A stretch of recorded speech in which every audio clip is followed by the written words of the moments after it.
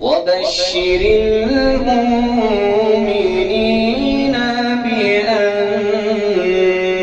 لهم من الله فضلا كبيرا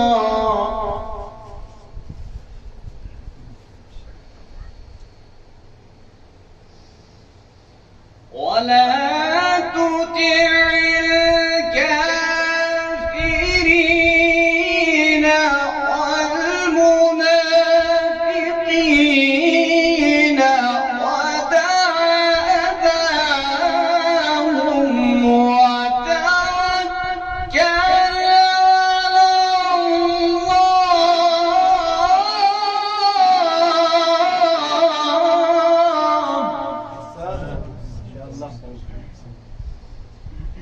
وكفى بالله وكيلا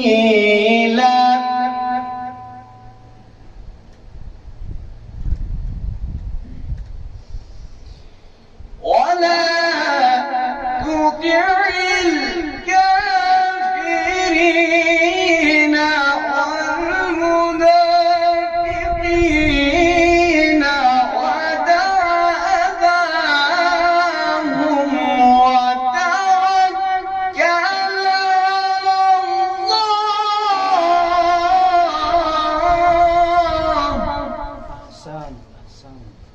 وكفى بالله وكيلا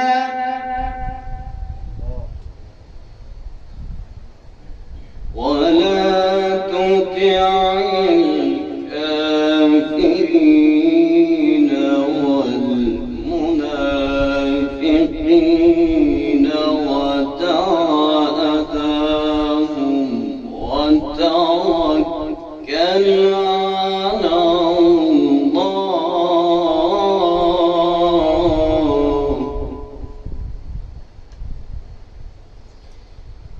ودع أذاهم وتوكل على الله وكفى بالله وكيلا وكفى بالله وكيلا صدق الله العلي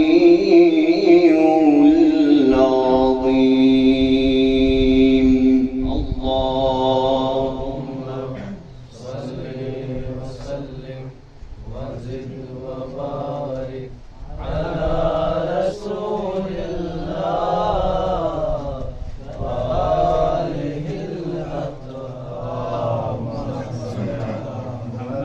وآل محمد.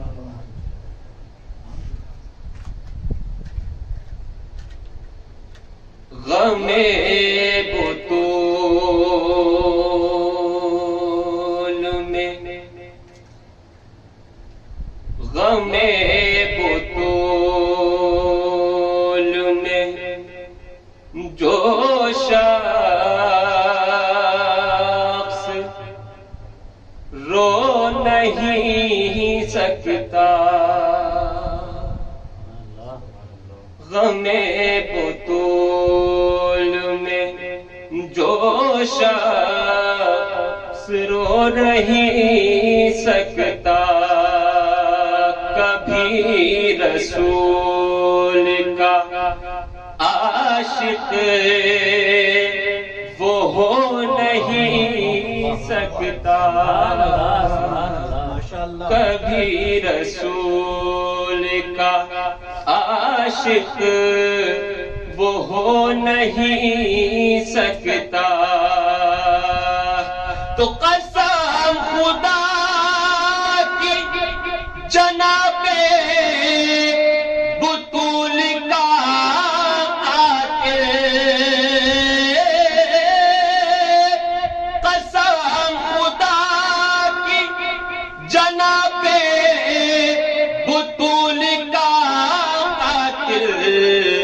نبی کے پہلو میں رہ کر بھی سو نہیں سکتا، نبی کے پہلو میں رہ کر بھی سو نہیں سکتا، غم بطول میں جو شخص رو نہیں سکتا۔ اور آخری 4 مصرے اور پیش کرتا ہوں، ملاحظہ فرمائے، ایک صلوات پڑھ دے محمد والے محمد کا۔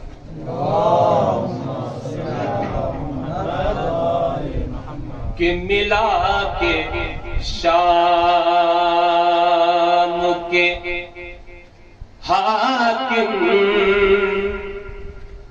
کا خواب مٹی میں،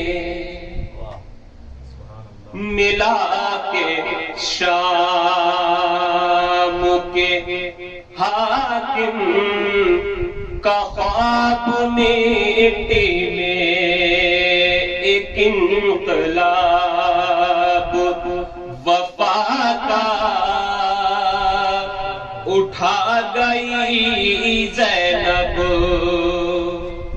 ایک انقلاب وفا کا اٹھا گئی زینب، تو جہاں پہ ظلم کا قبضہ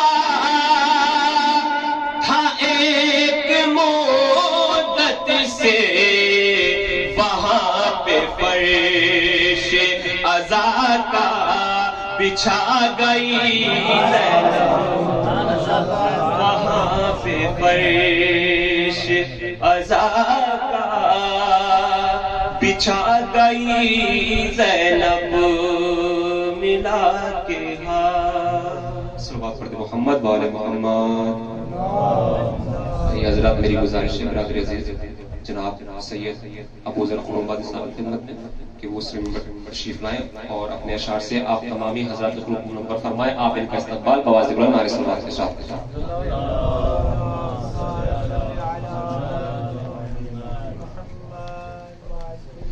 السلام علیکم۔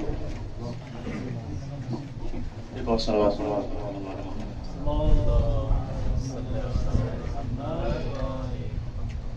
چار مصرے کہیں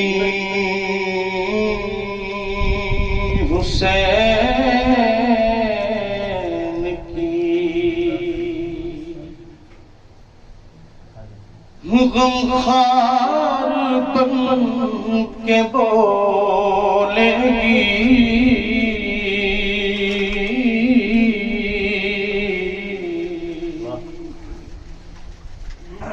کہیں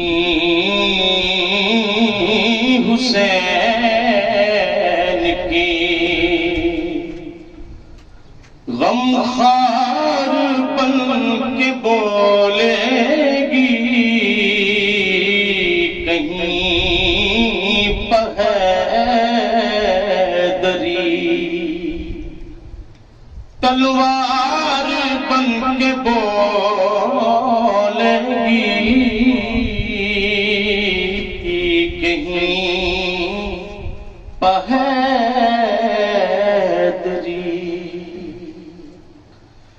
یزید دیکھنا بعد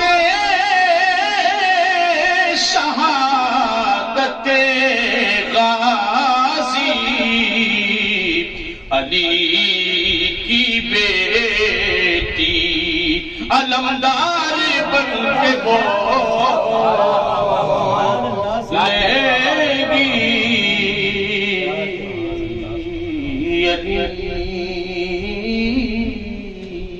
صلوات پڑھے محمد والے محمد۔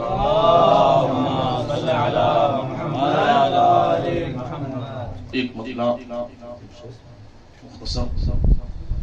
خوشبوئے سہنے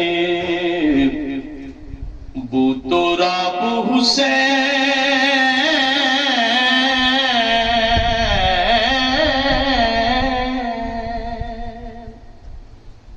خوشبوئے سہیلی بو تو راب حسین باغ زہرا کا ہے گلاب حسین.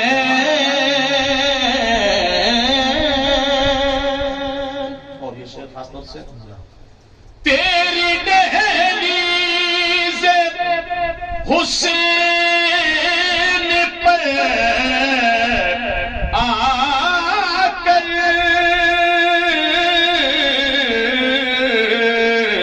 بھیک لیتا ہے ماہتاب حسین.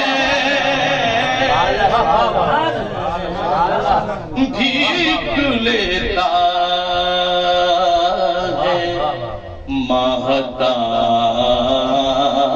ماہتاب حسین.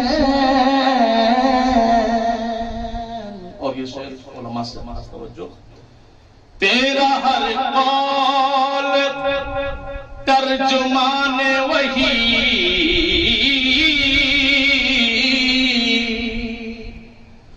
تیرا ہر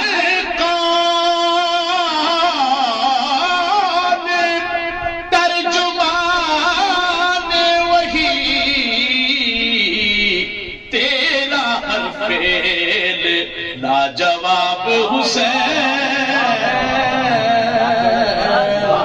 تیرا ہر فعل لاجواب حسین. دو شعروں کی عظمت. تیرا ہر فعل لاجواب حسین.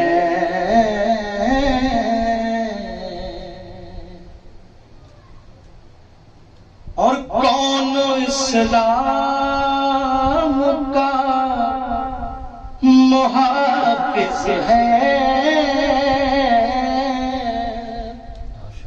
کون اسلام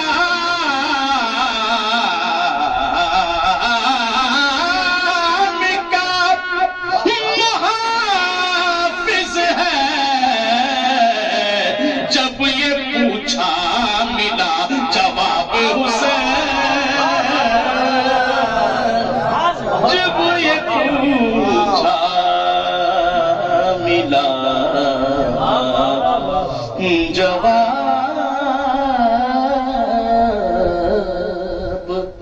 حسین. اور جب گرا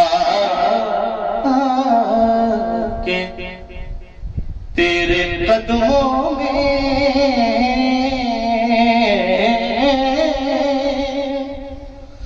جب گرا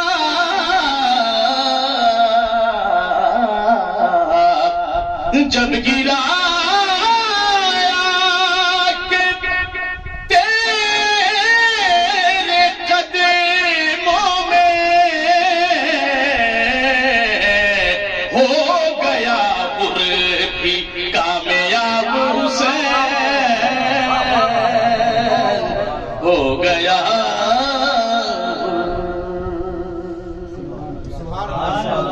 ہو گیا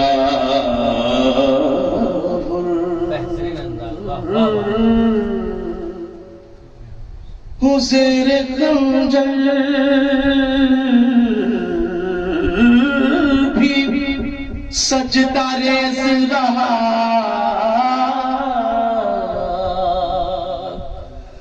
زیر خنجر بھی سجدہ ریز رہا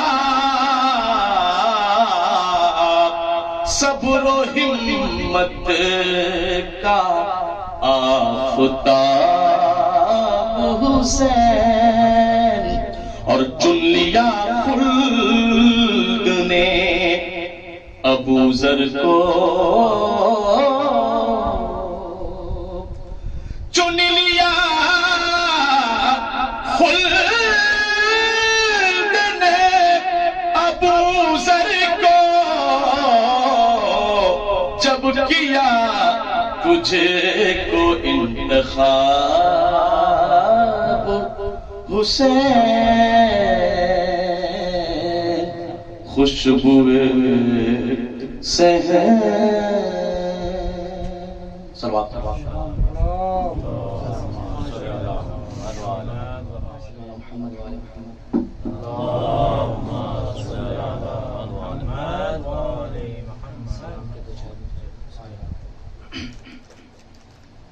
چھانے لگی شام غریبا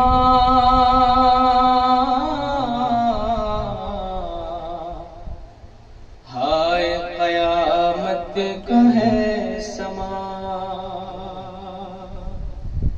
چھانے لگی شام غریبا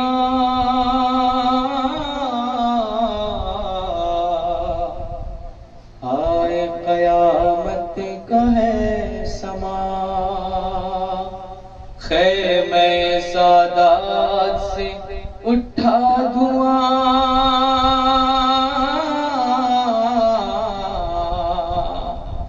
ہائے قیامت کا ہے سما نور نظر آج دلارے گئے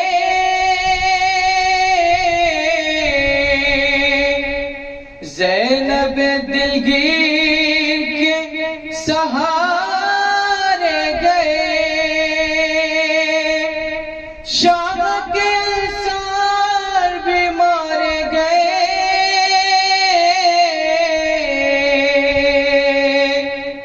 آست جن پہ وہ سہارے گئے ڈھونڈ لیا موت نے یہ کارواں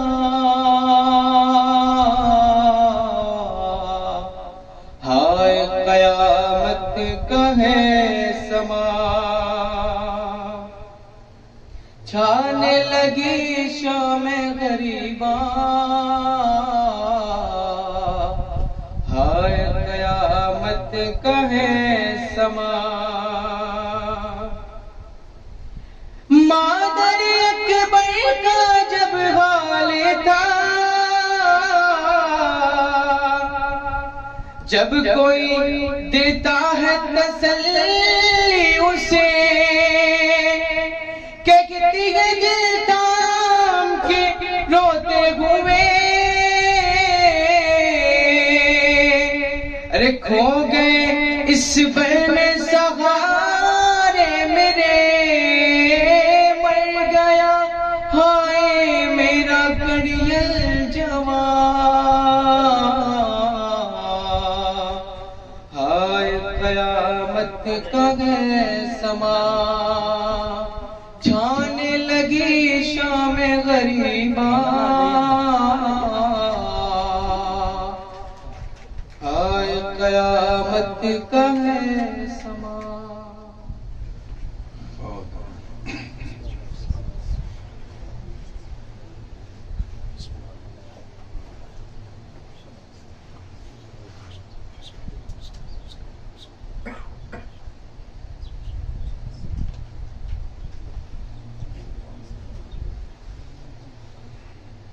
لا حول ولا قوة إلا بالله العلي العظيم أعوذ بالله من الشيطان اللعين الرجيم بسم الله الرحمن الرحيم الحمد لله الذي هدانا لهذا وما كنا لنهتدي أن هدانا الله لقد جاءت رسل ربنا بالحق ثم الصلاة والسلام وتحية والإكرام على النبي الأمي المكي المدني القرشي الهاشمي الرسول المسدد المصطفى الأمجد حبيب الله العالمين وشفيع المذنبين ورحمة للعالمين أبي القاسم مصطفى محمد اللهم صل على محمد وآل محمد وأهل بيته الطيبين الطاهرين المعصومين المذنبين ولعنة الله على أعدائهم أجمعين منكر فضائلهم وغاصب حقوقهم اللهم قص أنت ولا ظالم باللعن مني وابد به ولن ثم الثاني والثالث والرابع اللهم لعن يزيد خامسا ولعن عبيد الله وابن زاد بن مرجان عمر بن سعد وشمرا وعلى أبي سفيان وآل زيد وآل مروان إلى يوم القيامة رب اشرح لي صدري ويسر لي أمري واحلل عقدة من لساني يفقهوا قولي أما بعد فقد قال الله سبحانه وتعالى في القرآن الحكيم وهو أصدق الصادقين وقال الحق بسم الله الرحمن الرحيم يا أبت قد جاءني من العلم ما لم يأتيك فاتبعني أهديك صراطا سويا صلوات اللهم صل على محمد وآل محمد. التماس ہے متصور الحمد متصور اخلاص کی تلاوت فرما کر حجت الاسلام نسلیم مولانا سید سرکار حیدر صاحب قبلہ نجفی دعوت آرا کی روح کو ایصال فرما.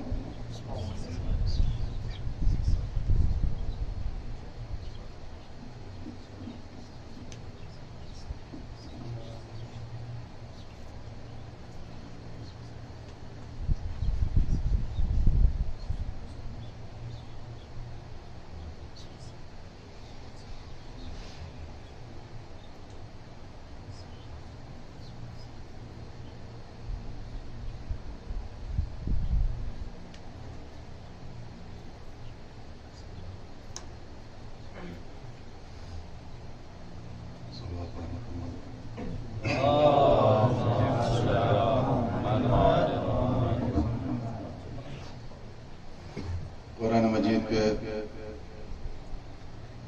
مقدس الفاظ ہیں جن کی تلاوت کا شرف حاصل کیا ہے چونکہ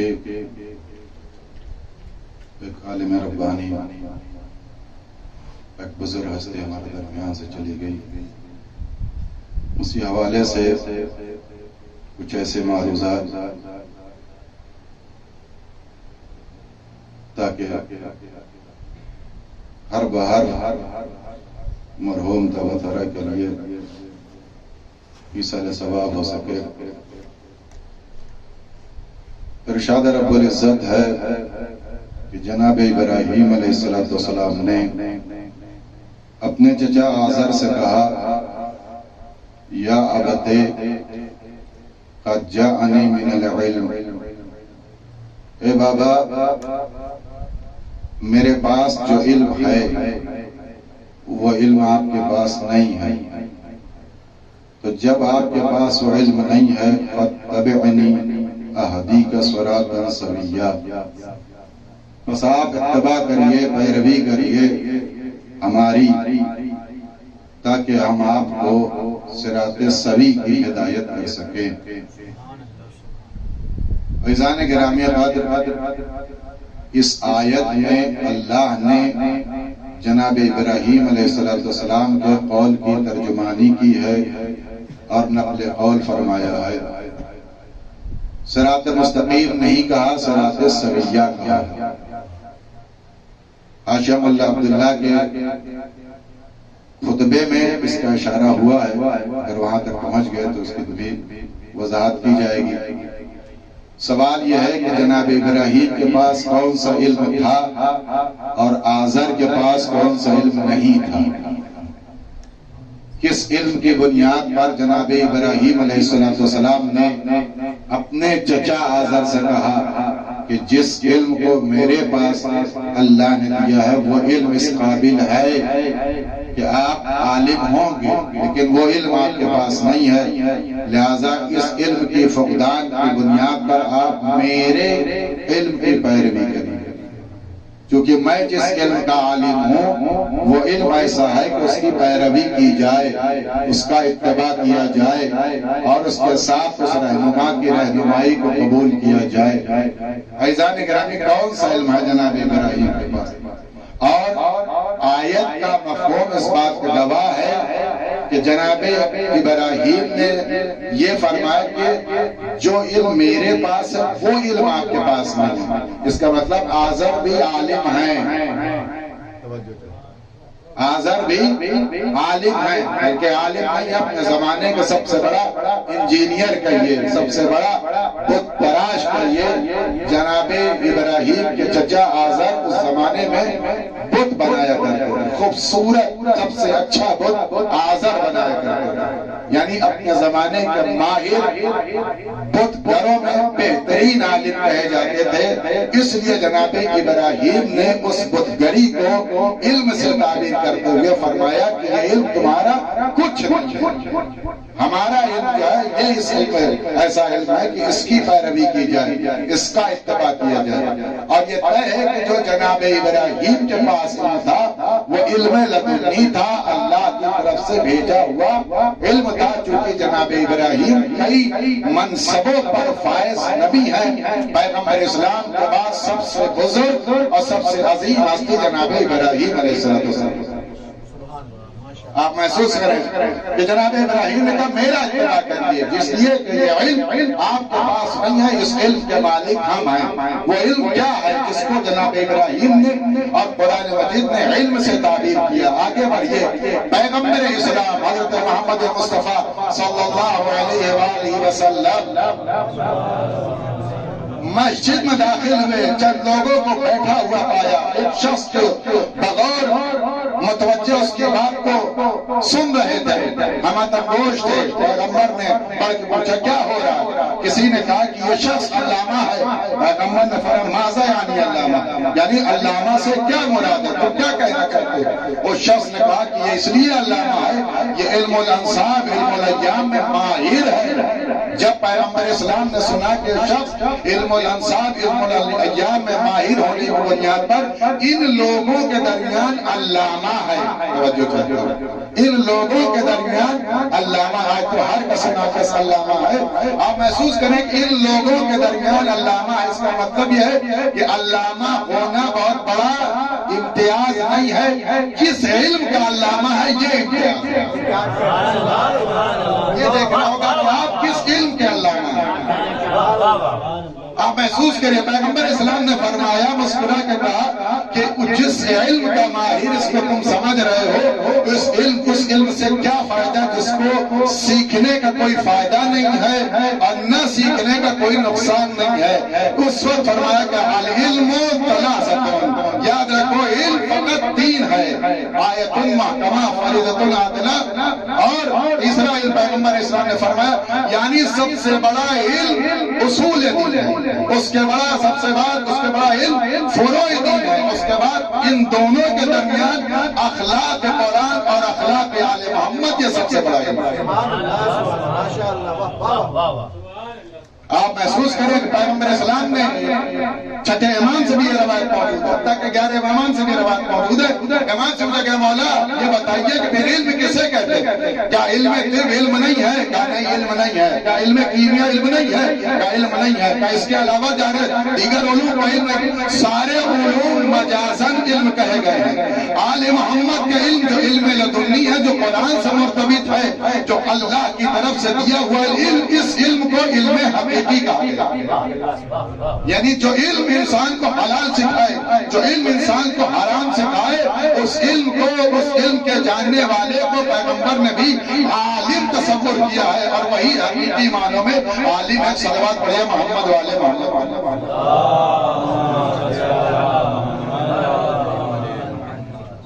آپ محسوس کریں کہ پیغمبر اسلام نے فیصلہ کر دیا، اور اس آیت کی تفسیر ابراہیمی کے لیے اس علم کے ماہر تھے جناب ابراہیم علیہ السلام، جس علم کی بنیاد پر جناب ابراہیم نے کہا کہ جس کے پاس یہ علم ہوگا وہ اس قابل ہوگا کہ اس کی پیروی کی جائے، اس قابل ہوگا کہ اس کے ساتھ چلا جائے۔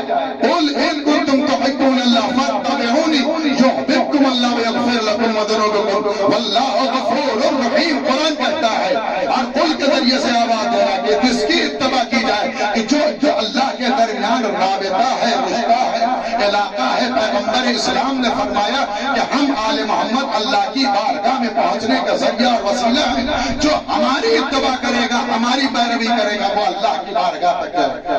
بول ان کنتم تحبون اللہ, اگر اللہ سے تم اتباع اور اللہ سے محبت کا دعویٰ رکھتے ہو تو اتباع پیغمبر کی جائے. جن سے اللہ نے محبت کی ہے. سوال یہ ہے کہ اللہ سے محبت کا مطلب کیا ہے؟ بہت توجہ چاہیے. اللہ سے محبت کا مطلب یہ دعوے کے منظر میں دلیل کیا ہے؟ اللہ نے کہا کہ تمہاری ہم سے جو محبت کا دعویٰ ہے, اس دعوے کی بنیاد یہ ہے کہ تم اتباع کرو, پیروی کرو. یعنی تمہاری محبت کامل تب ہوگی جب تم اتباع کرو گے. اگر پیروی کرو گے تب محبت میں کامل ہوگا, ورنہ کامل نہیں ہوگی. اور عزیزان گرامی, اگر کوئی شخص اللہ سے محبت کرنا چاہتا, محبت کا مطلب بھی یہی ہے انسان رضائے پروردگار حاصل کرے, خوشنودی پروردگار حاصل کرے. رضا کیسے حاصل کی جا سکتی ہے؟ اللہ کی رضا کیسے ملے گی؟ توجہ چاہتا ہوں. اللہ کی رضا محبت کے اوپر موقوف ہے, اور محبت مزاج کے اوپر موقوف ہے, اور مزاج طبیعت کے اوپر موقوف ہے. طبیعت زمان و مکان کے محتاج ہے. عزیزان گرامی, اللہ نہ مزاج بدلتا ہے, اللہ نہ طبیعت رکھتا ہے. تو اس کی رضا کیسے پہچانی جائے, اس کو کیسے جانا جائے کہ یہ ہمارے عمل سے راضی ہو گیا, اس کو کیسے پہچانے کہ پروردگار عالم خوش ہو گیا؟ جب اس کے ہاں طبیعتوں کا فقدان ہے, اس کے ہاں مزاج پایا ہی نہیں جاتا, اس کے ہاں آثار نمودار ہی نہیں ہوتے. اس لیے کہ آثار نمودار ہونے کے لیے چہرہ چاہیے ہے, اور چہرے کی رنگت کو بدلنے کی بنا پر ہم سمجھ جاتے ہیں کہ صاحب ناراض ہیں یا صاحب خوش ہیں. اللہ کے ہاں یہ ساری کیفیتیں نہیں پائی جاتی, اور جب کیفیتیں نہیں ہیں تو مزاج نہیں ہے, اور جب مزاج نہیں ہے تو قابلیت نہیں ہے. تو ہم کیسے پہچانے کہ اللہ راضی ہے, اللہ خوش ہے؟ تو اللہ نے کہا کہ ہم نے کچھ ذریعے بنائے ہیں, کچھ وسیلے بنائے ہیں جن کے ذریعے سے تم ہم کو پہچان سکتے ہو. اور عزیزان گرامی, آل محمد کو اتارا ہی اس لیے گیا تھا کہ تم اللہ کی رضا کو پہچان سکو, اس لیے کہ تم بالمباشر اللہ کی بارگاہ تک نہیں پہنچ سکتے. آل محمد کیوں آئے؟ عرش چھوڑ کر کے, نوری دنیا کو چھوڑ کر کے, نوری ماحول کو چھوڑ کر کے, جہاں فرشتے موجود ہوں جن کے پسینے کی وجود کی بنا پر تمام فرشتوں کو خلق کیا جا رہا ہے, ان کو زمین پر کیوں اتارا گیا؟ اس لیے اتارا گیا تاکہ علوم عالم, علوم پروردگار کا انکشاف کیا جا سکے, اور دنیا کو وحدت کا کلمہ پڑھایا جا سکے, انسان کو بہترین زندگی عطا کی. اس لیے آل محمد کو اتارا گیا. دو توجہ چاہتے ہیں. مثال علماء نے دی ہے, بہت توجہ کی. اہل بیت اس نوری دنیا کو چھوڑ کر کے زمین پر کیوں اتر آئے؟ اس رینگتی ہوئی کائنات میں, مادیات کی دنیا میں, اور مادیات سے اٹی کائنات میں پروردگار عالم نے آل محمد کو اتارا ہے. اور ایک کو نہیں بلکہ 55 کے ساتھ ساتھ 14 کی تعداد لے لیجئے, 14 کے انوار کو اتار دیا. اگر انبیاء کو شامل کر لیجئے, تمام انوار جو مخلوق کائنات ہیں, جو اللہ کی بارگاہ میں مقدس ہستیاں کو اتارا. کیوں اتارا؟ بہت توجہ چاہتے. کیوں اتارا ہے؟ اس کی وجہ یہ ہے کہ تاکہ دنیا کو انسان کی زندگی سے پہلے ہدایت کا انتظام ہے. بہت توجہ چاہتے. ایک پرندہ اپنے گھونسلے سے دور اور طول و طویل سفر طے کرتا ہے, اور بہت طولانی سفر فضا میں پرواز کرتا ہے. اتنی پر مسرت فضا کو پا جانے کے بعد, اتنی طولانی سفر, اتنے عروج پا جانے کے بعد یہ پرندہ زمین پر کیوں آتا ہے؟ اس لیے آیا, ماہرین نے فرمایا تاکہ گھونسلے میں جو بچے ہیں انہیں بھی پرواز سکھا سکے, انہیں بھی پرواز سکھا سکے. بہت توجہ چاہتا ہوں. لمحہ فکریہ اس مثال میں, وہ پرندہ اتنی بلندی سے نیچے اس لیے آیا جو اتنی بلندی پر جانے کے بعد جہاں کائنات بہت مختصر دکھ رہی تھی, مادیات کی دنیا کو تجربات کی دنیا میں پہنچ جانے والا پرندہ زمین پر آیا اس لیے کہ اپنے ساتھ اس کو بھی اڑا کر کے اس فضا میں لے جائے. توجہ چاہتا ہوں. اس فضا میں لے جائے. کیا ایک دم سے لے گیا؟ کیا نہیں, ایک دم سے نہیں لے گیا. آیا, گھونسلے میں بیٹھا, دانا چگایا, اور دانا کھلانے کے بعد اس کے بازوؤں کو مضبوط کر دیا. جب بازو مضبوط ہوئے تو فوراً پرواز نہیں سکھائی. ایک طرف سے ایک ٹہنی سے دوسری ٹہنی, دوسری ڈالی سے تیسری ڈالی میں گیا, اور جانے کے بعد اس نے بتانا شروع کیا, بیٹا ایک دم سے اڑنے کی کوشش نہیں کرنا. توجہ چاہتا ہوں. ایک دم سے اڑنے کی کوشش نہیں کرنا, لہذا ایک ڈالی سے دوسری ڈالی, تاکہ تمہیں ڈالیوں کا نشیب و فراز سمجھ میں آ جائے, تم کو اتارو چڑھاؤ کا علم ہو جائے,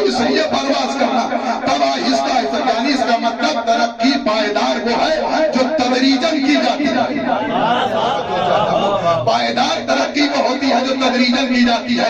ایک دم سے اڑنے والا گمراہ ہو جاتا ہے زمین پر جا کر, پھر اڑنے کے قابل نہیں رہ جاتا. دنیا کا دستور بھی یہی ہے. آل محمد کو تلبیس کیا گیا کہ کلمے کے ذریعے سے آہستہ آہستہ علم کو سیکھو, اور علماء کے بعد آج بھی دنیا کا قانون یہی ہے. جس مرحلے میں ترقی چاہتے ہو تدریجن ترقی کرو. ایک دم سے ترقی کرنے جاؤ گے تو تمہارے بازو شکستہ ہو جائیں گے. تم جو ہے پرواز نہیں کر سکتے, تم اس بلندی پر نہیں جاؤ گے. لہذا علماء نے بھی طریقہ بتایا. پہلے مقدمات پڑھو, سطور پڑھو, اولیاء پڑھو, سطور اولیاء جانے کے بعد پھر ویسے غارب میں جاؤ. اب ایک سے ویسے غارب میں کوئی پہنچ جائے, نہ مقدمات سمجھ میں آئے گی, نہ سطور اولیاء سمجھ میں آ رہا ہے, نہ تمیز سمجھ میں آ رہی ہے. عزیزان گرامی, آل محمد کے کلام یوں ہی نہیں سمجھ میں آئے گا. ایک دم سے اخباری بننے کی کوشش نہ کرو. طفل مطلب بن کے علوم آل محمد کو پہلے حاصل کرو.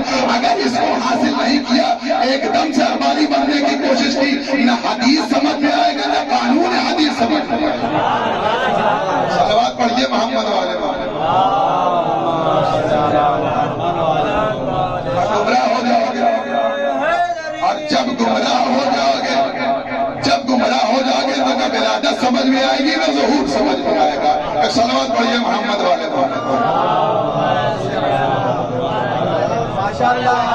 تدریجن ترقی قانون دنیا ہے, جانور بھی جانتا ہے, اس کو پتا ہے. تدریجن ترقی پائیدار ہوتی ہے, اسٹیپ بائی اسٹیپ, قدم بہ قدم, سیڑھی بہ سیڑھی چلتے چلیے. اللہ نے یہی قانون بنایا. آل محمد کو اتارا ہی اس لیے گیا تھا تاکہ یہ پرندہ جو لے کے جا رہا ہے, اب یہ پرندہ ایک دم سے نہیں جاتا, اڑاتا ہے, تھوڑی دور اڑانے کے بعد بٹھا دیتا ہے. یعنی ایک دن ایسا آتا ہے کہ یہ پرندہ اڑا کر کے اس منزل پر لے جاتا ہے جس منزل پر خود جس منزل میں خود پرواز کر رہا تھا, اس منزل پر لے جا کے. اب اس کے بازو بھی مضبوط ہیں, اب یہ اس فضا میں تیر رہا ہے, اس فضا میں پرواز کر رہا ہے جس فضا میں بڑا پرندہ پرواز کر رہا تھا.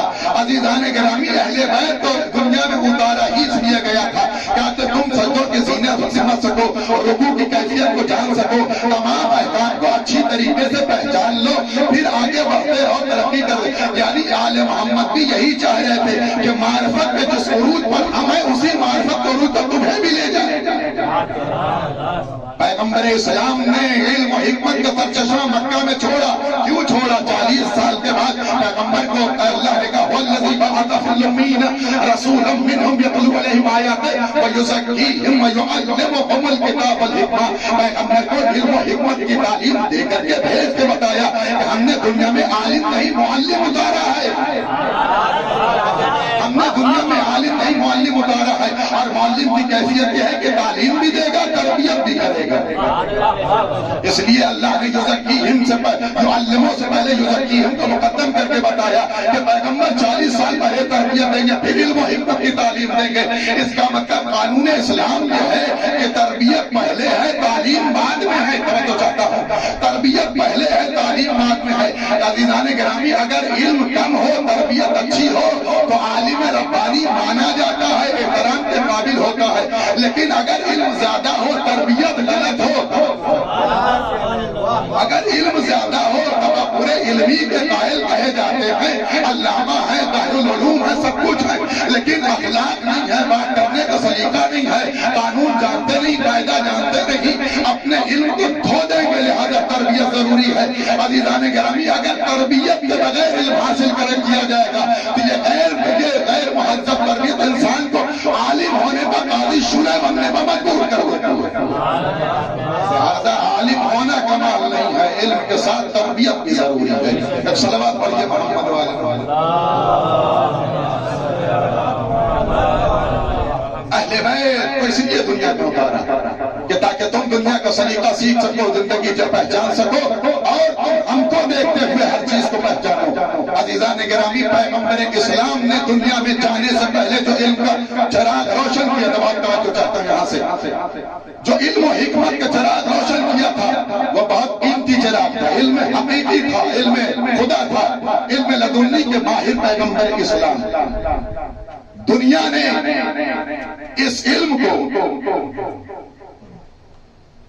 جو پیغمبر اسلام نے چھوڑا, دو چیزوں کی بنیاد پر, دو طریقے پیغمبر نے عطا کیا 40 سال. اور ان دونوں طریقوں کو دنیا نے بھولا. آج دنیا گمراہی کے دروازے پر ہے. اس کی دو وجہ ہیں. ان دونوں وجہوں کو پڑھنے کے بعد بات کو تمام کر دیں گے. توجہ چاہتے ہو کہ علوم آل محمد علم دین کتنا معتبر علم. اس علم کی برکت یہ ہے اور اس علم کا امتیاز یہ ہے کہ جس کے پاس ہو اللہ اس عالم کو فقیری میں مبتلا نہیں کرتا. یہ روایت کا پس منظر ہے. اس عالم کو فقیری میں مبتلا نہیں کرتا. یہ علم اس عالم کی رہنمائی کرتا. پیغمبر نے فرمایا کہ من ترک 40 حدیثا بعد موته فهو رفیقی فی الجنہ. جس نے مرنے کے بعد 40 حدیثیں چھوڑی ہیں, چاہے زبانی بیان کر کے اور چاہے تحریری طور پر 40 حدیثیں, وہ جنت میں میرا دوست ہے. من حافظ 40 حدیثا, جس نے 40 حدیث یاد کر دی, حفظ کر لی, فهو فی زمرۃ العلماء والفقہاء, اس کا شمار علماء اور فقہاء میں ہوتا ہے. جس نے 40 حدیث میری امت میں یاد کر لیا, من حافظ 40 حدیثا اجر اللہ یوم القیامت مع النبیین والصدیقین والشہداء والصالحین. جس نے 40 روایتیں حفظ کر لی ہیں, وہ میدان محشر میں محشور کیا جائے گا شہداء کے ساتھ, انبیاء کے ساتھ, صلحاء کے ساتھ, شہداء کے ساتھ اور صالحین کے ساتھ اس کا شمار کیا جائے گا.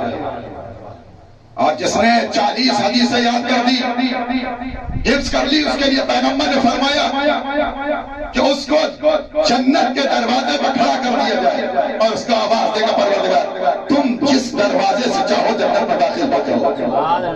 یہ علم دین کے حاصل کرنے والوں کو اور یہ علم دین پر رہ کر کے حدیثوں کو بیان کرنے والوں کو امیر المومنین نے فرمایا کہ جس نے ایک حدیث لکھی, جس نے ایک حدیث لکھی, جب تک صفحہ کرداس پر حدیث آتی ہے تب تک تمہارے نام اعمال میں نے کیا لکھی جاتی رہتی ہے. اگر زبان صدا کر دی تو زبان سے گناہ معاف کر دیے جائیں گے. اگر کسی نے اس حدیث کو اپنے کان سے سن لیا, جب تک کہ وہ ذہن میں پڑی رہے گی, کان سے ہونے والے گناہ پکی کر دیے جاتے ہیں. اگر آنکھوں سے حدیث کو پڑھ لیا, آنکھوں سے صادر ہونے والے گناہ معاف کرتے ہیں. اگر انسان کے قلب میں یہ حدیث محفوظ رہ گئی, جب تک حدیث محفوظ رہے گی ثواب جاریہ ملتا رہے گا. دنیا کا کون سا علم ایسا ہے کہ انسان چپ رہے تب بھی عالم شمار کیا جاتا ہے, بولتا رہے تب بھی عالم شمار کیا جاتا ہے. ثواب کا سلسلہ جاری رہتا. سوائے عالم محمد کے علم کے کوئی دوسرا علم اتنے کمال پر نہیں ہے جو اتنا عروج عطا کر رہا ہو, اتنا فیض و برکات تقسیم کر رہا ہو. یہ علوم آل محمد کے دسترخوان کے اس پر آنے والا طالب علم شہید سے بھی زیادہ افضل شمار کیا جاتا ہے. ایک صلوات پڑھیے محمد والے.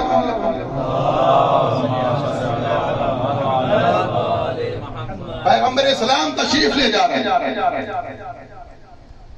جیسے ہی پیغمبر اسلام گئے, قرآن اپنے جگہ پر اختلاف چل ہی رہا ہے, اس پر جانا نہیں چاہتا میں.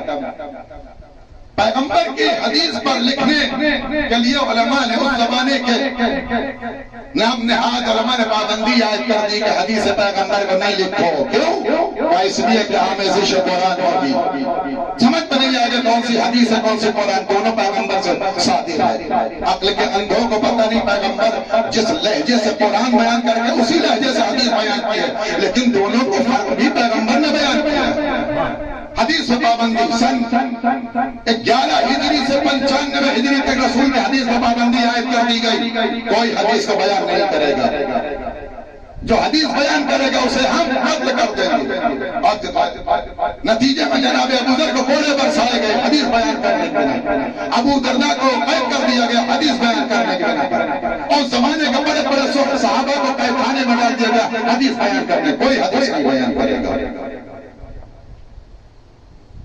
سن 1195 ہجری کے بعد کیا ہوا, حتیٰ کہ امیر مومنین کے زمانہ آیا, امام حسن امام حسین کے زمانہ آیا, اتنی فراوانی کے ساتھ جو اس وقت نہیں تھی کہ حدیث پیغمبر کو کوئی بیان کر سکے, نہیں بیان کر سکتے.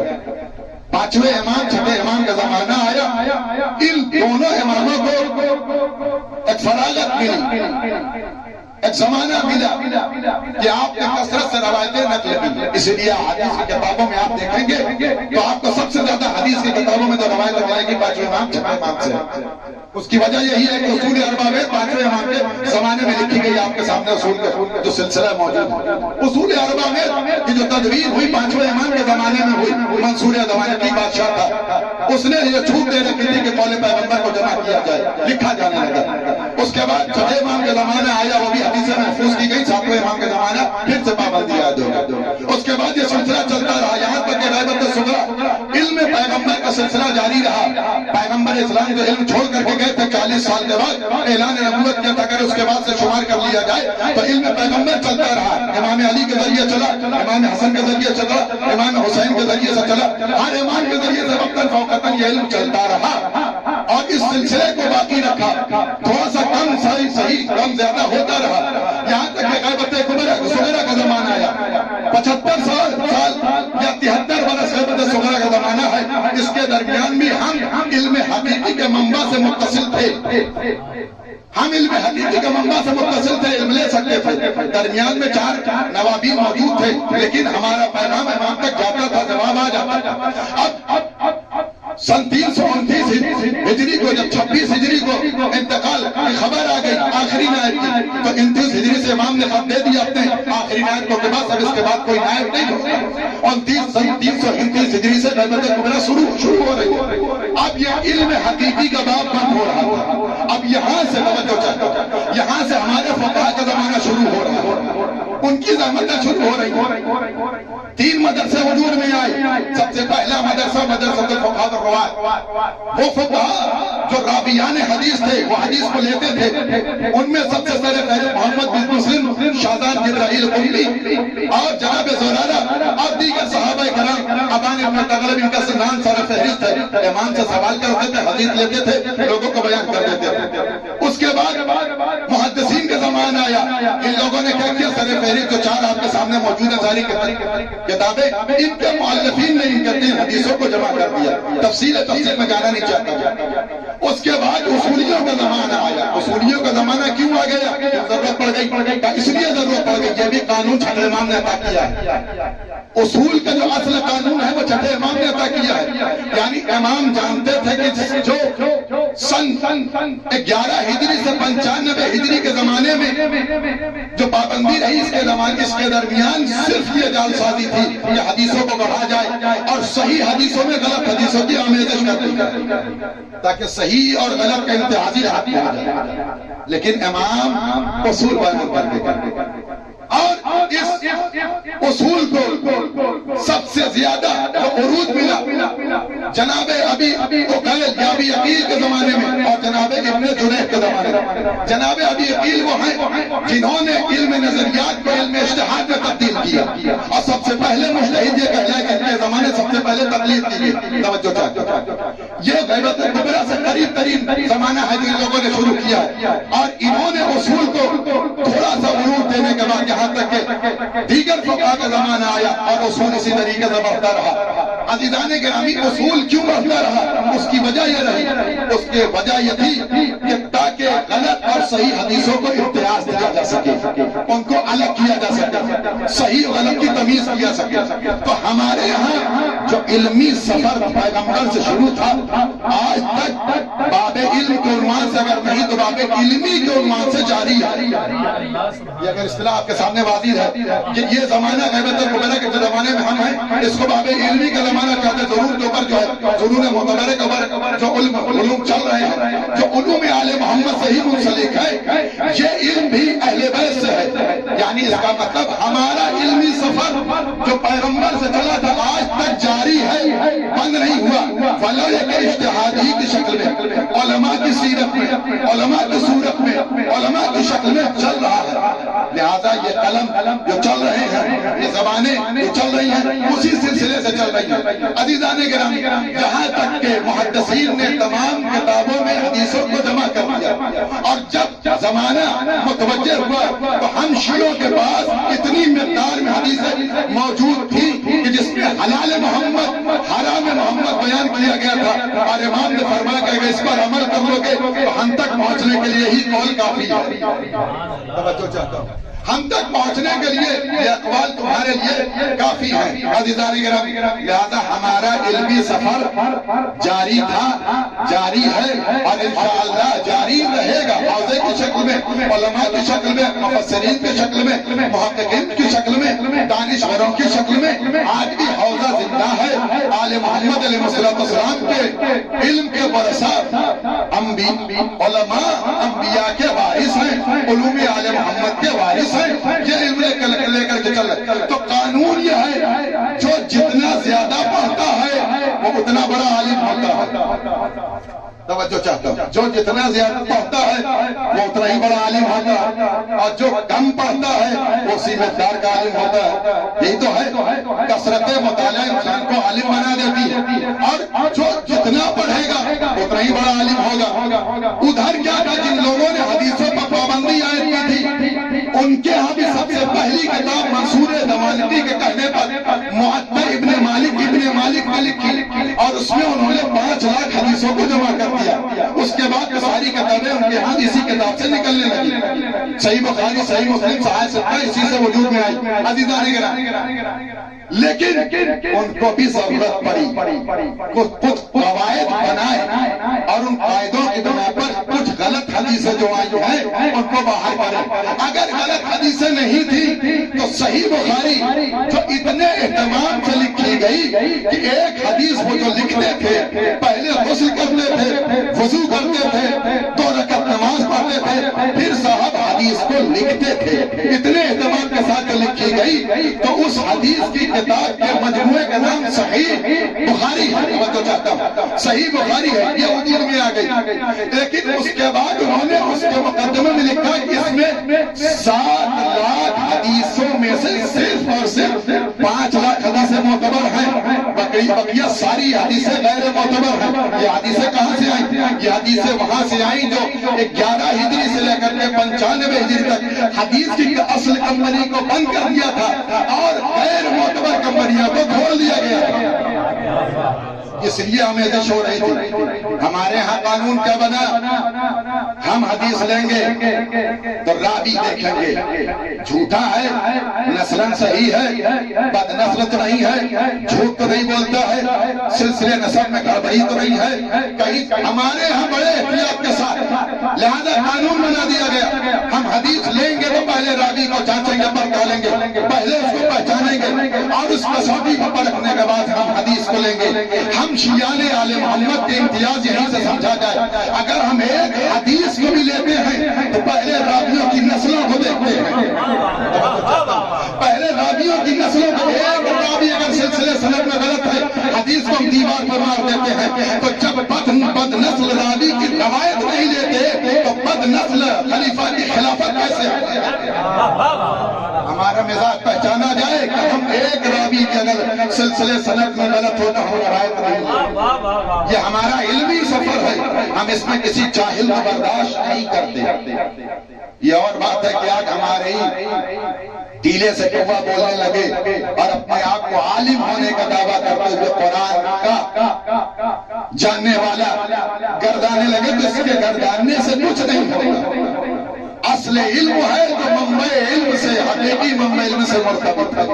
تو غرض حدیثوں کا سلسلہ چلتا رہا یہاں تک کہ اسی صحیح بخاری, بس آخری بات, اسی صحیح بخاری میں جس کو صحیح کہا گیا, اس کتاب میں موصوف جو خیانت کی ہے وہ خیانت کی ہے. اس کتاب میں ابو ہریرہ سے 244 روایتیں نقل کی, ام المومنین عائشہ سے 242 روایتیں نقل کی, ابو موسیٰ اشعری سے 57 حدیثیں نقل کی, عبداللہ بن عمر سے 70 روایتیں نقل کی, اور امیر المومنین باب مدینہ العلم سے صرف 19 روایتیں نقل کی, اور صدیقہ طاہرہ سے صرف 1 روایت نقل کی. بغض آل محمد آپ دیکھ رہے ہیں, وہ علی جو علم و حکمت کا سرچشمہ تھا, وہ علی جو باب مدینہ العلم تھا, جس نے کہا ہاں ہونا علم الجمہ, یہاں ہے علم, آؤ ہم سے پوچھو, ہم سے سوال کرو, آسمان کے راستوں کو زمین کے راستوں سے زیادہ جانتا ہوں. ہم نے آدم کو پڑھایا, ہم نے نوح کو پڑھایا, توریت کی بات ہم سے پوچھو, زبور کی بات ہم سے پوچھو, انجیل کی بات ہم سے پوچھو, قرآن کی آیتوں کے بارے میں ہم سے پوچھو. سفر میں کون سی آیت نازل ہوئی, حضر میں کون سی آیت نازل ہوئی, پیغمبر نے کہا کس قول سے فرمایا ہے, اس سارے اقوال کو ہمارے سینے میں پیغمبر نے دفینہ بنایا ہے. ہم سے پوچھو, ہم تم کو بتائیں گے. ہمیں سارا علم پیغمبر کو پلا کرنے گئے ہیں, سارے علم کے رموز پیغمبر نے ہم کو سکھا دیا ہے. ہم نے سارے علوم کے دریچوں کو کھول دیا ہے. ہمیں یہ بھی معلوم ہے کہ آنے والے زمانے میں کیا ہوگا. یہی وجہ تھی کہ جناب قبیل کو ہاتھ پکڑ کر کے امیر المومنین اسی نجف اشرف میں لائے, اور آنے کے بعد کچھ کچھ سے کہا, قبیل اس زمین کو پہچانتے ہو, کہا مولا یہ کھنڈر ہے, یہ زمین کا نہیں, کھنڈر نہیں ہے. علی کی آنکھیں دیکھ رہی ہے 1400 سال آگے بھی اور 1400 سال پیچھے بھی میں دیکھ رہا ہوں. اس زمین پر شہر اگے گا, اس پر لوگ آباد ہوں گے, اور ان کے گھروں پر ایریل لگے گا. ایریل اس انداز میں ہوگا کہ اپنے ہی گھر میں بیٹھ کر ساری دنیا کو دیکھ رہے ہوں گے. علم علی بول رہا تھا, یہ کمال علی بول رہا تھا, یہ علم ربانی بول رہا تھا, یہ علوم دین الہی کا وارث بول رہا تھا, یہ پیغمبر اسلام کا حقیقی وارث بول رہا تھا, جس کو پیغمبر اسلام نے علم سکھایا تھا, اور جس کو اللہ نے علوم لدنی سے مالا مال کیا. یہ علی ہے, اس دروازے سے آ کر کے ساری باتیں لے کر کے جاؤ. علم حقیقی تمہیں یہاں سے مل جائے گا. توحید سیکھنا چاہتے ہو ہم سکھائیں گے. عزیزان گرامی, امیر المومنین علیہ السلام تو سلسلہ سند آپ نے دیکھا حدیثوں کا, اراویوں کا, کہ آپ نے صرف علی سے 19 روایتیں. اس کی وجہ یہ ہے, اور ہم نے تم نے فرق آخری جملہ کہ ہمارا علمی سفر معصوموں سے منسلک رہا. پیغمبر سے لے کر کے غیبت صغرا تک ہم علوم آل محمد کو اہل بیت سے لیتے رہے, اور معصوم سلسلہ ہمارے یہاں موجود تھا. اس کے بعد بھی جو ہمارے یہاں سلسلہ موجود ہے علماء سے, علماء بھی اپنی جیب سے کچھ نہیں کہتے. اجماع کا تم دھوس دیتے ہو, اجماع بھی ہمارا حجت تب ہے جب حدیث کے معصوم ہو. اس کے علاوہ ہم اجماع کو باتیں سمجھتے ہیں, چاہے اجماع حصی ہو, حدسی ہو, چاہے وہ مدرکی ہو, غیر مدرکی ہو, کوئی بھی اجماع ہو, اگر معصوم شریک نہیں ہے تو مثبت اجماع کو قبول نہیں کرتے. آٹھوں اجماع ہمارے یہاں باطل ہے. عزیزان گرامی, صرف ایک اجماع وہ صحیح ہے جس میں معصوم شریک ہوتا ہے. تو ہمارا تو کوئی بھی دورہ علم کا معصوم سے خالی نہیں ہے. یہی وجہ یہ ہے کہ 1400 سال ہونے کے بعد جس کا علمی سفر معصوم سے منسلک رہا, 1400 سال ہونے کے بعد بھی ہمارا مسلح ایک ہے, اور تمہارے علم کا باب بند ہونے کے بعد مسلح 4 ہو گیا. تمہارا مسلح 4 ہو گیا. اور جس حدیث کی روایت پر تم فخر کرتے ہو صحیح بخاری کو, اتنا تم نے غلط بنایا کہ جو علم حکمت کا منبع تھا اس سے تم نے ایک روایت کی, وہ جو غیر کے گھر سے آئی تھی ان سے 42 روایت نقل کی, جو صدیقہ طاہرہ تھا اس کو ایک روایت نقل کی. تو جب تمہاری صحیح کا یہ عالم ہے تو تمہارے غلط کا کیا عالم ہے. صلوات پڑھیے محمد والے.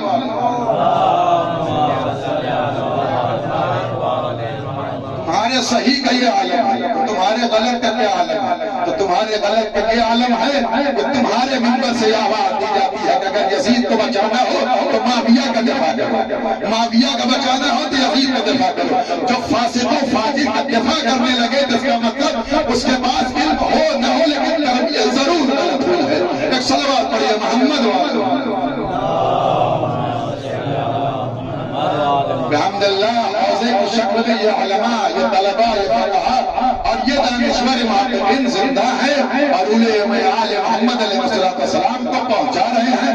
اس کے بعد یہ امانت جو اہل بیت سے چلی تھی, اور سلسلے وار ہم نے آپ کے خدمت میں بیان کیا کہ 3 مدرسوں سے ہوتے ہوئے اس منزل تک پہنچی, اور ہوتے ہوتے یہاں تک شیخ صدوق سے لے کر کے شیخ توسی تک, اور شیخ توسی سے لے کر کے آگے خوئی رضوان اللہ تعالیٰ علیہ تک, اور آگے خوئی سے لے کر کے سید علی سستانی اور دیگر مراج اعظام, تمام مراج اعظام سے لے کر کے تمام علماء تک اور ان کے تمام شاگردوں تک یہ علوم آل محمد اسی طریقے سے فیض کے عالم میں بڑھتا رہا. اور جگہ جگہ جا کر کے تبلیغ دین کر کے بتایا کہ جس کے پاس علوم آل محمد ہو اس کا وقار کیا ہے. عزیزان گرامی جس مرد بزرگ کے مجلس ہے وہ بھی آل خوئی رضوان اللہ تعالیٰ علیہ کے شاگردوں میں سے عظیم نام ہے. آل محسن الحکیم جیسی عظیم شخصیت حجت الاسلام والمسلمین سید سرکار صاحب قبلہ علی اللہ مقامہ، ان کی بھی شخصیت اسی نجف اشرف سے فیض پانے والی شخصیت ہے. عزیزو یہاں کا پتھر بھی کم از کم در نجف ہوتا ہے. یہاں کا پتھر بھی کم از کم در نجف ہوتا ہے. تو دنیا میں بہت سے پتھر رہتے جا رہے ہیں. ہر پتھر انگوٹھی کی زینت نہیں ہوتا. جس کے اندر چمکنے کا کمال ہو وہ انگوٹھی کی زینت ہوتا. اور اللہ کا یہ انتظام ہے کہ اگر تمہارے دل میں ہمارا علم موجود ہے تو تم کسی خطے میں ہو، ساکنی میں موجود ہو، کسی بھی گاؤں قریے میں کسی جگہ موجود ہو، ساکنی پھر بھی علاقہ بڑا ہے، کسی بھی موجود کسی جگہ پہ ہو، ہم تمہارے تذکرے کو مرنے نہیں دیں گے. نجف جیسی پر نور فضا میں تمہارا تذکرہ کریں. یہ علوم آل محمد کی برکت، یہ اہل بیت علیہ السلام نے جو وعدہ کیا ہے اس وعدے کا ایک حصہ ہے جو ہم ادا کر رہے ہیں. خدا ہم سب کو توفیق دے علوم آل محمد کو حاصل کرنے. تو یہ امانت ہم سب کے حوالے کر دی گئی. اب ہماری ذمہ داری ہے اس امانت کو لے کر کتنے سلیقے سے اس کو پہنچاتے ہیں، اس کی حفاظت کرتے ہیں. لہذا ہمارا یہاں آنا اس سلسلے سے بات کی دلیل ہے کہ انتخاب پروردگار جیسے کل کسی کا تھا آج بھی ہم لوگوں کا انتخاب ہے.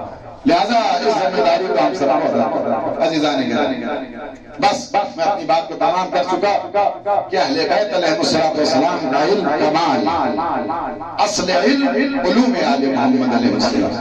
جو کچھ سیکھنا ہے، جو کچھ جس کو جاننا ہو ان سے پوچھو. حتیٰ کہ علم سیکھنے کا سلیقہ بھی یہی بتانا.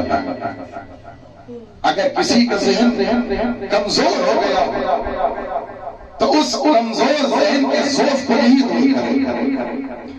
آگے شیخ مرتضیٰ انصاری رضوان اللہ تعالیٰ علیہ بزرگ شخصیت، آپ جانتے ہیں جن کی قبر دربار قبلہ پہ موجود ہے. ان کے مسند علم پر ان کے درس میں طالب علم آیا خوبصورت آگے بیٹھا، درس شروع ہوا، کوئی سوال کوئی جواب. چلے گئے، دوسرے دن آئے، کوئی سوال کوئی جواب نہیں. جب متعدد مرتبہ ایسا ہوا بلایا کہ یہ بحث خارج ہے، اس میں سوال جواب بھی ہوتا ہے. آپ کو شاید پتہ نہیں ہے کہ سوال جواب تب کریں جب سمجھیں. ہمیں تو کچھ سمجھ میں نہیں آتا کہ اس سے نیچے کی کتابیں پڑھیے، کہا ان کو بھی پڑھ چکا سمجھ نہیں آیا، کہا اس سے نیچے دیکھیں، کہا ان کو بھی پڑھ لیا. حتیٰ کہ ہم نے تمہید سے مقدمات سطور اولیاء تمام سب کچھ کرنے کے بعد سب دیکھ لیا، کچھ سمجھ نہیں آیا. اب اس کو بھی دیکھنے آئے. اس وقت اس عظیم ہستی نے فرمایا کہ یہاں کیا کر رہے ہیں؟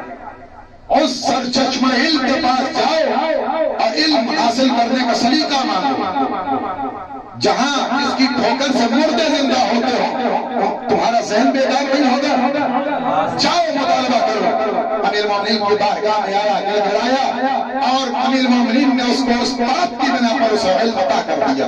اب جو آیا اب سوال شروع ہوا، لوگ خاموش ہیں، اس کا سوال ختم نہیں ہوتا.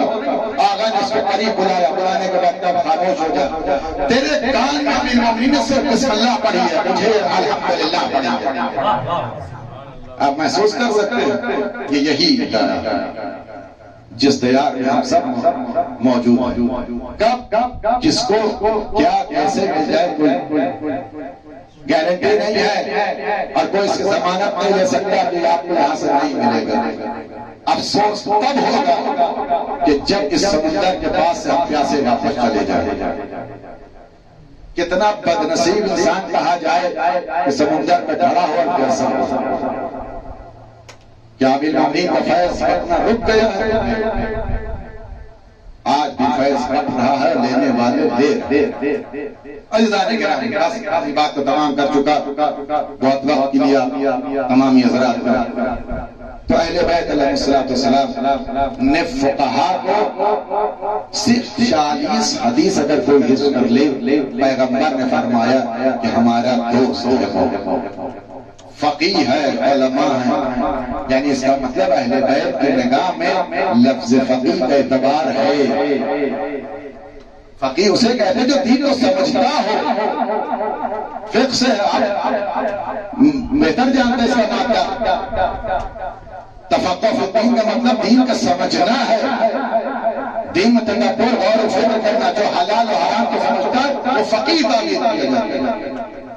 جو رموز آل محمد کو جانتا ہو، جو معرفت آل محمد کو پہچانتا ہو، وہ فقیہ ہے۔ اگر وہ فقیہ نہ ہوتا تو کربلا کے میدان میں امام حسین نے جناب حبیب ابن مظاہر کو رجل فقیہ کہہ کے خطاب کیا۔ یہ بہت بڑا خطاب ہے، جناب حبیب کو رجل فقیہ کب کہا؟ جب جناب زینب نے کہا بھیا کیا آپ کا کوئی چاہنے والا نہیں ہے، آپ کا کوئی مونس، کوئی غمخوار، کوئی مددگار نہیں ہے کہ آپ کو بلا لیں؟ فوج آ رہی ہے، اسلحے پر اسلحے آ رہے ہیں۔ امام حسین اپنے بہن کے کہنے پر خط لکھ دیا، قاصد لے کے خط پہنچا، جناب حبیب ابن مظاہر کی بارگاہ میں آیا، حبیب کو خط ملا، کھانے پر موجود تھے، دق الباب ہوا، دروازہ کھولا، خط ملا، کس کا خط ہے؟ مسلوں میں کربلا کا خط ہے۔ آنکھوں سے لگایا، سر پر رکھا، چوما۔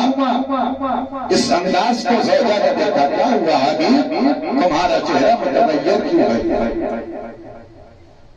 کہا میرے مولا نے مجھے بلایا ہے۔ کہاں بلایا؟ کہا نہ رہے آقا حسین کربلا میں گر گئے۔ کیا سوچتے ہو؟ کہ ہم تمہارے بارے میں سوچ رہے ہیں۔ روایت کے جملے ہیں، زوجہ نے کہا کہ تم کو امام نصرت کے لیے بلائے، تم ہمارے متعلق سوچو۔ عزیزان گرامی، جناب حبیب ابن مظاہر نے کہا کہ ہم تو تمہارا امتحان لے رہے تھے۔ عزیزوں، جناب حبیب گھوڑے کو قریب آئے، گھوڑے پر سوار ہوئے اور امام حسین کی جانب آگے بڑھے۔ جب امام حسین کی خدمت میں آئے تو امام حسین نے اپنے تمام صحابیوں سے فرمایا، یہ میرے بھیا عباس، میرے لال علی اکبر، آگے بڑھو، میرا بچپن کا رفیق آ رہا ہے، میرا دوست آ رہا ہے۔ عزیزوں، جناب حبیب کو آگے بڑھ کر کے امام نے استقبال کیا، اور استقبال جیسے ہی کیا، نشیب سے آنے والے نے کہا، اے حبیب تم کو علی کی بڑی بیٹی نے سلام عرض کیا ہے۔ حبیب نے ماتم کرنا شروع کیا، مولا جب آج وہ دن آ گیا کہ آقا زادیاں غلاموں کو سلام کرنے لگے۔ اللہ اکبر! جناب حبیب نے ماتم کر لیا۔ امام حسین نے حبیب سے کہا، حبیب مجھے معاف کر دینا، ایک قطرہ آب نہیں ہے کہ تمہاری میزبانی کر سکوں۔ اللہ اکبر! جناب حبیب ابن مظاہر امام کی بارگاہ میں رونے لگے۔ جس کے صدقہ میں دنیا پانی پی رہی ہو، اس کے بچے کربلا میں پیاسے ہو۔ اللہ اکبر! رات کا سناٹا بڑھا، جناب ہلال ابن نافع آگے بڑھے، اور جناب ہلال نے حبیب سے کہا، حبیب ان آوازوں کو سن رہے ہو؟ جناب بریر بھی قریب آ گئے، اور جناب بریر نے کہا، ہاں ان آوازوں کو میں سن رہا ہوں۔ جناب حبیب ابن مظاہر نے کہا، کیا کرو گے؟ تو مجھے پانی کا انتظام کرنا ہے، ورنہ صبح ہوتے ہوتے یہ بچے پیاس سے مر جائیں گے۔ اللہ اکبر! جناب بریر آگے بڑھے، مشکیزہ لیا، ایک مرتبہ جناب بریر مشکیزہ لے کر کے فرات کے کنارے آئے۔ رزیدیوں کی نگاہ بریر کو بڑی، بریر سے کہا، بریر تم پیاسے ہو، پانی پینا چاہتے ہو، جاؤ جتنا پانی پینا ہے پی لو۔ ایک مرتبہ جناب بریر نے کہا، اچھا یہ پانی ہم لے نہیں جا سکتے؟ کہا نہیں، اس دریا سے جانور پانی پی سکتے ہیں، پرندے پانی پی سکتے ہیں، بریر حتیٰ کہ تم بھی پانی پی لو، لیکن حسین کو اور حسین کے بچوں کو پانی نہ ملے گا۔ ارے بریر نے ماتم کر لیا، ارے کم بختو، جن کے صدقے میں جناب دریا رواں ہو، ان کے بچوں کو پانی تم نہیں دیتے۔ جناب بریر نے کہا، تم روک سکو تو روکو، ہم یہ پانی لے کر کے جائیں گے۔ مشکیزے کو تر کیا اور تیزی کے ساتھ خیمے کی جانب بڑھے تاکہ حسین کے بچوں کو سیراب کر سکے۔ روایتوں میں ہے کہ بریر پانی لے کر کے آ گئے، بچوں کو آواز دی، اب جو بچوں نے آنا شروع کیا، اتنی تیز مشکیزے کی جانب بڑھے تو کسی کا پیر الجھا، مشکیزے پر گرا، مشکیزے کا دہانہ کھل گیا، بچوں کے سامنے پانی بہ گیا، لوگ بچے بھی لگنے لگے۔ رابعی کا بیان کہ میں نے دیکھا بچوں نے اپنے شکل سے کپڑا ہٹایا اور اس جگہ پر رکھ دیا تاکہ تھوڑا سا سکون